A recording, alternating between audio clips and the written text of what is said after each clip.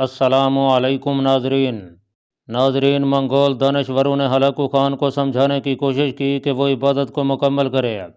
یوں عبادت کو مختصر کرنا بدشگونی کی بات ہے، مگر ہلاکو خان نے ان کی بات تسلیم کرنے سے صاف انکار کر دیا۔ کوہ قفقاز کی وادی نہایت دشوار پہاڑی علاقہ تھا، جہاں جنگ چھڑنا بے حد مشکل اور نقصان دہ امر تھا۔ ہلاکو خان سوچ سمجھ کر اس جانب بڑھا تھا۔ وہ جانتا تھا کہ اگر برکئی خان اس کا تعاقب کرتے ہوئے وہاں پہنچ بھی گیا تو وہ اسے کوئی بڑا نقصان نہیں پہنچا پائے گا۔ اسے برکئی خان کی قوت کا کوئی خوف نہیں تھا، صرف اپنا وقت بچانے کی فکر لاحق تھی کہ وہ تیزی سے بلاد شام پہنچ جائے۔ 7 ذی الحجہ 659 ہجری کو خلیفہ مستنصر باللہ اپنے ساتھ 60,000 مجاہدین کا لشکر لے کر قاہرہ سے نکلا۔ سلطان ملک الظاہر رکن الدین بیبرس اور ریاست کے اعلیٰ منصبدار اور عمرا کا کثیر گروہ امیر المومنین کا ساتھ دینے کے لیے قاہرہ سے ساتھ ہو لیا۔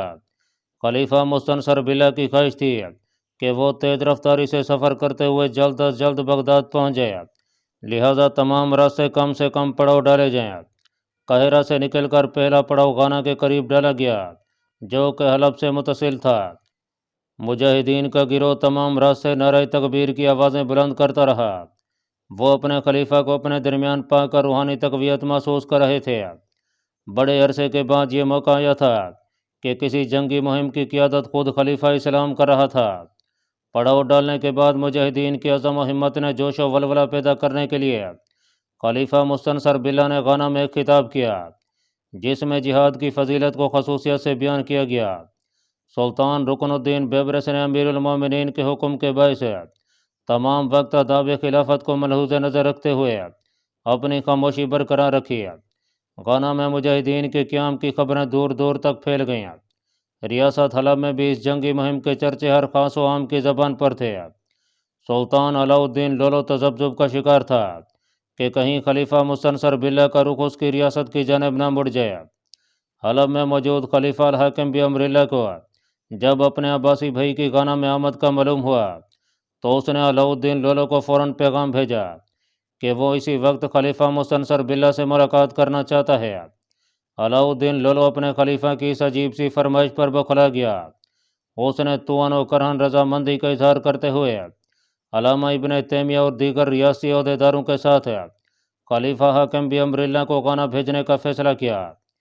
خلیفہ حاکم بامر اللہ کو جلد ہی یہ معلوم ہو گیا کہ خلیفہ مستنصر باللہ غانا میں زیادہ دیر تک قیام کا ارادہ نہیں رکھتا، لہٰذا اس نے ایک تیز ترین قاصد کو اپنے آگے روانہ کیا تاکہ وہ اسے ملاقات کے لیے روک سکے۔ حلبی عمرا کے جلو میں خلیفہ حاکم بامر اللہ سفر کرتا ہوا غانا پہنچا۔ خلیفہ مستنصر باللہ کو اس کی آمد کی خبر مل چکی تھی۔ وہ خود اس کے استقبال کے لیے پڑاؤ سے باہر نکل آیا۔ سلطان رکن الدین بیبرس اور دیگر مملوک عمرا نے خلیفہ مستنصر باللہ کے ساتھ حلبی خلیفہ حاکم بامر اللہ کا پرتپاک خیر مقدم کیا۔ دونوں عباسی بھائی ایک دوسرے کو دیکھ کر غمگین ہو گئے۔ پرزور مصافحے کے ساتھ ان کے دلوں میں چھپا ہوا جذبات کا تلاطم آنکھوں میں چھلکنے لگا۔ خلیفہ مستنصر باللہ نے اپنے خاص خیمے میں حلبی خلیفہ حاکم بامر اللہ کو برابر میں نشست دی۔ حال احوال کے بعد گفتگو کا سلسلہ آگے بڑھا۔ ابو العباس خلیفہ مستنصر باللہ بولا، میں نہیں سمجھتا کہ اب کوئی ایسا موقع ہے کہ ہمیں آپس میں لڑنا چاہیے اور اپنے خاندان کے بچے کچھ افراد کو بھی ہلاکت میں ڈال دینا چاہیے۔ ابو القاسم، میں تمہارا مطلب نہیں سمجھا۔ خلیفہ حاکم بامر اللہ حیرت سے بولا، کیا تم نے عداوت میں پیل نہیں کی کہ تم یہ جانتے ہوئے بھی کہ مجھے ملت اسلامیہ نے متفقہ طور پر خلیفہ منتخب کرتے ہوئے میرے ہاتھ پر بیعت کی ہے، پھر بھی تم نے حلب میں اپنی خلافت کی آواز بلند کی؟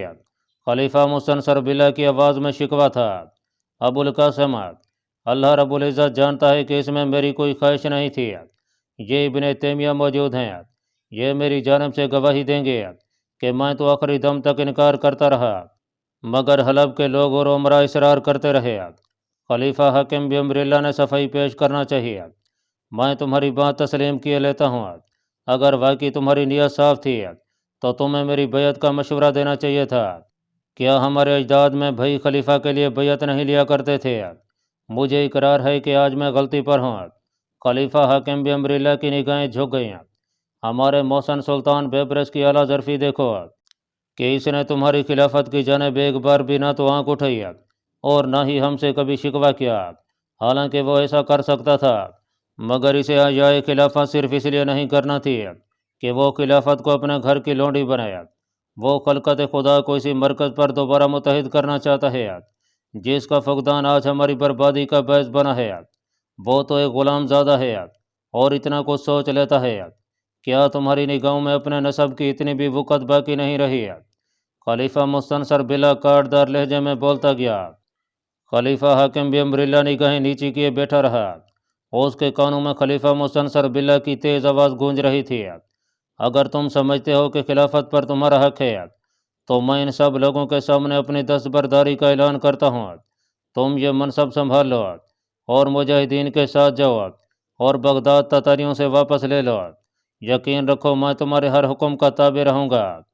امیر المومنین حاکم بھی امر اللہ کی بھری ہوئی آواز سنائی دی۔ میں آپ کے حق میں اپنی خلافت سے دستبردار ہوتا ہوں اور اپنے سب رفقاء کو ہدایت کرتا ہوں کہ وہ نیک نیتی سے آپ کی بیعت کر لیں۔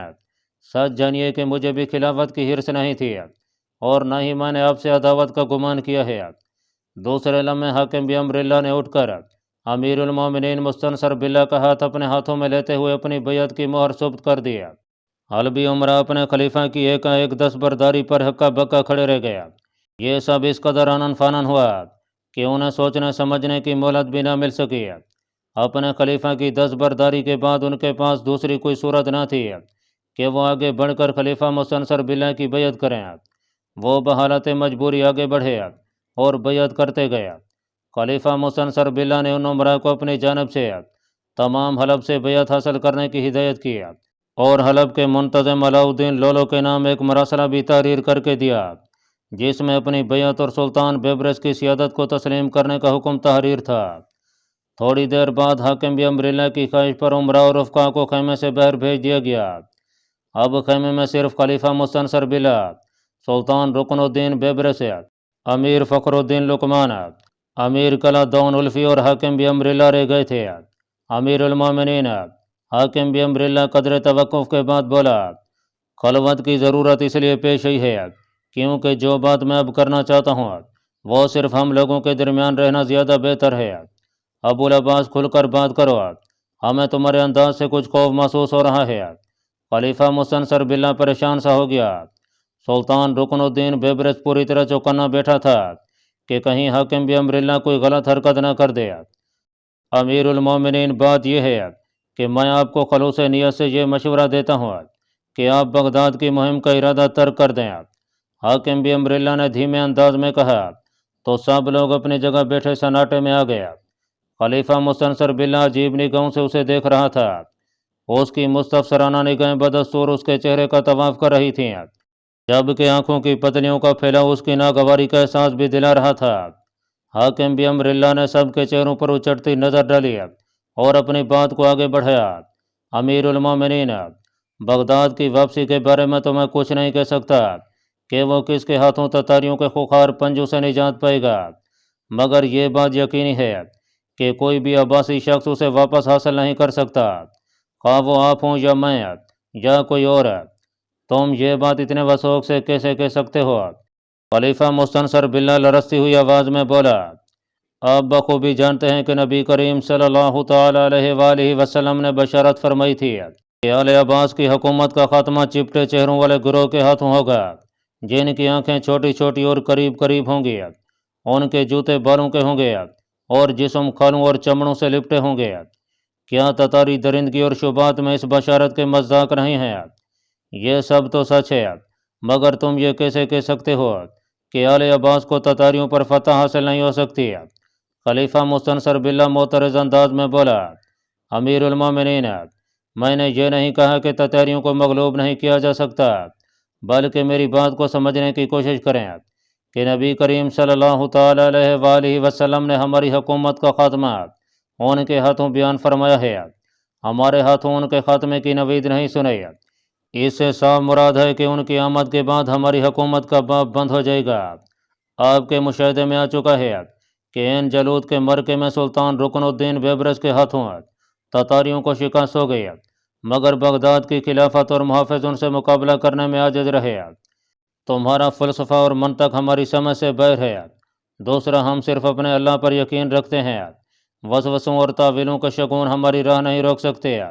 ہم اپنا ارادہ نہیں بدلیں گے اور یہ لشکر اپنے مقام تک ضرور پہنچے گا۔ خلیفہ مستنصر باللہ کے چہرے پر جوش و ولولہ پھیلتا ہوا دکھائی دیا۔ سلطان بیبرس نے ایک بار پھر نرم انداز میں حاکم بامر کی بات پر غور کرنے کا مشورہ دیا اور مارکے کی کمان کو امیر قلعہ دون الفی کو سونپنے کی سفارش کی، مگر خلیفہ مستنصر باللہ کا جواباً رویہ اس قدر تیز اور غضبناک تھا کہ اس نے مزید گفتگو مناسب نہیں سمجھی۔ حاکم بامر خلیفہ مستنصر باللہ سے ملاقات کے بعد غنا میں ہی ٹھہر گیا، کیونکہ وہ اب واپس حلب نہیں جا سکتا تھا۔ علاؤالدین لولو اس کی دستبرداری پر سخت رد عمل ظاہر کر سکتا تھا، جبکہ خلیفہ مستنصر باللہ نے اگلے دن اپنے لشکر کو کوچ کرنے کا حکم دیا۔ لشکر اپنے خلیفہ کا حکم پاتے ہی نہایت تیز رفتاری سے دمشق کی جانب بڑھنے لگا۔ برقعی خان کے پاس بر وقت یہ اطلاع پہنچ گئی کہ ہلاکو خان اردو زرعی کے بجائے بلاد شام کی طرف روانہ ہو چکا ہے۔ وہ سرحدی علاقوں میں موجود اس کی آمد کا انتظار کر رہا تھا۔ یہ بے حد نازک مرحلہ تھا کہ ہلاکو خان بڑی صفائی سے پہلو بچا کر اپنا مقصد حل کر چکا تھا۔ برقعی خان کے لیے کڑا امتحان تھا کہ وہ سلطان بیبرس سے کیے گئے قول و قرار کو کس طرح نبھاتا ہے۔ اس کی ہر ممکن کوشش یہی تھی کہ وہ کسی بھی طریقے سے ہلاکو خان کو اسلامی مقبوضات کی جانب نہ بڑھنے دے۔ وادی قفقاز کی جانب سے روانگی اختیار کرنا ہلاکو خان کی شاطرانہ چال تھی، جس کی ہولناکی برقعی خان کو بھی معلوم تھی۔ اس نے گہرے غور و خوض کے بعد یہ فیصلہ کیا کہ اسے وقت ضائع کیے بغیر قفقاز کی جانب بڑھنا چاہیے۔ اب یہی راستہ باقی بچا تھا کہ قفقاز کی وادی کو میدان جنگ بنا لیا جائے۔ برقعی خان نے اپنے تجربہ کار سالاروں سے مشورہ کیا تو انہوں نے اس مہم کو سراسر خودکشی قرار دیا، مگر برقعی خان نے ان کے خدشے کی قطعاً کوئی پرواہ نہیں کی۔ اس نے اس مشکل مرکے پر محض اتنا ہی تبصرہ کیا کہ کیا خیام زرعی سپاہی اتنے کمزور اور بزدل ہو چکے ہیں کہ انہیں مہمات میں آسان اور مشکل کا فرق دکھائی دینے لگا ہے۔ مہمات ہمیشہ مشکل ہی ہوتی ہیں، مارکے کا سامنا کرنا ہی مردانگی ہے۔ برقعی خان کی اس گہری طنز نے خیام زرعی خیل منگولوں کے دل و دماغ میں بجلیاں بھر دی تھیں۔ وہ الخانی منگولوں کے مقابلے میں مرنے پر تل گئے۔ برقعی خان نے تیز ترین قاصد سمرقند کی جانب روانہ کیا تاکہ وہ فدائیوں کو باخبر کر سکے کہ مرکے کا وقت آن پہنچا ہے۔ اس مراسلے میں اس نے جنگی حکمت عملی کی مکمل تفصیل درج کی تھی۔ اسے یقین تھا کہ وہاں مطیع الدین موجود ہے جو کہ انہیں مزید آسان پیرائی میں سمجھا سکتا ہے۔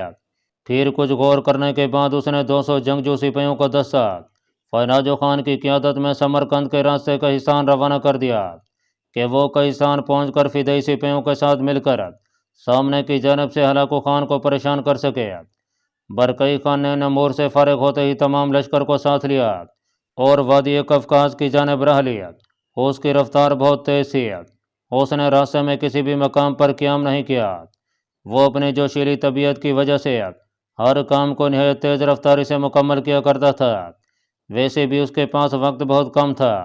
اگر ہلاکو خان وادی قفقاز عبور کر جاتا تو اسے پکڑنا خاصا دشوار ثابت ہو سکتا تھا۔ برقعی خان کی یہ کوشش تھی کہ وہ کسی نہ کسی طرح ہلاکو خان سے پہلے وادی قفقاز پہنچ جائے اور وہاں اپنے مورچے سنبھال کر بیٹھ جائے۔ یہ ایک مشکل ترین امر تھا جس کا پایہ تکمیل تک پہنچ جانا بے حد دشوار تھا۔ ناظرین، سخت سردی کے موسم میں سمرقند سے ایک قاصد تیز رفتاری سے سفر کرتا ہوا کلال موت پہنچا۔ اس نے محافظوں کو بتایا کہ اس کے پاس مطیع الدین کے نام ایک خاص پیغام ہے۔ محافظوں نے یہ اطلاع شیخ کبیر الدین کو فوراً پہنچا دیا۔ شیخ کبیر الدین نے اسے مطیع الدین کے پاس پہنچانے کا حکم صادر کیا۔ وہ شخص 2 گھنٹے تک مطیع الدین کے کمرے میں موجود رہا اور پھر رخصت ہو گیا۔ مطیع الدین نے اس کی رخصت کے بعد ایک غلام کو کہا کہ وہ اپنے رئیس تک پیغام پہنچے کہ مہمان اس سے فوری ملاقات کرنا چاہتا ہے۔ شیخ کبیر الدین پہلے سے ہی منتظر بیٹھا تھا۔ اس نے فوراً اسے اپنے پاس بلوا لیا۔ مطیع الدین نے کچھ دیر کے بعد اپنی بات کا آغاز کیا اور اسے اطلاع دی کہ برقعی خان نے یہ پیغام بھیجا ہے کہ ہلاکو خان وادی قفقاز کی جانب بڑھ رہا ہے، لہٰذا آپ لوگوں کو پوری تیاری کے ساتھ درے کے سامنے والے حصے کو اپنے قبضے میں لینا ہوگا۔ حیرت کی بات ہے، اتنے خراب موسم میں وادی قفقاز کی جانب ہلاکو خان کے لشکر کی آمد کیسے ممکن ہے؟ ایسے موسم میں تو منگول اپنے علاقوں سے بھی باہر نہیں نکلتے۔ شیخ الرئیس میری بات کی صداقت کی تحقیق آپ خود بھی کر سکتے ہیں، بے شمار ذرائع آپ کے پاس موجود ہیں۔ متی الدین نے کہا، تم تو برا مان گئے۔ شیخ کبیر الدین ہنسنے لگا۔ میرا کہنے کا مقصد یہ نہیں تھا کہ یہ خبر جھوٹی ہے، بلکہ مجھے اس امر پر حیرت ہے کہ ایسے موسم میں ہلاکو خان کو کیا ضرورت پیش آئی ہے کہ وہ لشکر کشی کے لیے اٹھ کھڑا ہوا ہے۔ اگر آپ کی جانب سے آمادگی دکھائی دے گی تو میں اپنی بات کو آگے بڑھا سکوں گا۔ اگر ہماری آمادگی شامل نہ ہوتی تو تم الموت میں بطور مہمان نہیں رہ سکتے تھے۔ شیخ کبیر الدین کے ماتھے پر بل پڑ گیا۔ متی الدین نے ایک مراسلہ اس کی جانب بڑھا دیا، جو کہ برکئی خان کی جانب سے فدائیوں کے رئیس کے نام تھا۔ اس میں ہلاکو خان کی بلاد شام کی جانب روانگی کی تفصیل موجود تھی، اور ساتھ ہی وہ حکمت عملی بھی درج تھی جس کے تحت فدائیوں کو اپنا فرض نبھاتے ہوئے حلیف ہونے کا حق ادا کرنا تھا۔ شیخ کبیر الدین نے کئی بار اس خط کو پڑھا۔ مارکے کی حکمت عملی اس کے لیے قابل قبول تھی۔ اس نے اپنی رضامندی کا اظہار کرتے ہوئے کہا، ہم مقررہ وقت پر وادی قفقاز میں پہنچ جائیں گے، مگر مجھے اس مارکے کا انجام کوئی سود مند دکھائی نہیں دیتا۔ کچھ ضروری امور پر شیخ کبیر الدین نے متی الدین سے گفتگو جاری رکھی۔ جب بات مکمل ہو گئی تو متی الدین نے 3 آتش بازیاں فضا میں چھوڑنے کی یکایک فرمائش کر ڈالی۔ کافی ذہین ہو۔ شیخ کبیر الدین اس کی فرمائش پر بے اختیار بولا، تم نے قاصد کو پہلے ہی روانہ کر دیا تاکہ اس کا وقت بچ جائے اور تمہارا جواب آتش بازی کی صورت میں اس تک پہنچ جائے۔ متی الدین اس کی بات پر محض مسکرا دیا۔ شیخ کبیر الدین نے فوری طور پر اپنے سپاہ کو تیار ہونے کا حکم دیا۔ ان کے پاس اپنی منزل تک پہنچنے کے لیے صرف نصف دن باقی تھا۔ وادی قفقاز تو زیادہ دور نہیں تھی، مگر موسم کی خرابی کے باعث انہیں وہاں پہنچنے میں دیر بھی ہو سکتی تھی۔ ناظرین، دمشق پہنچتے ہی خلیفہ مستنصر باللہ نے سلطان رکن الدین بیبرس کو یہ حکم سنا دیا کہ وہ اپنے مملوک رفقا کے ساتھ اب وہیں قیام کرے گا۔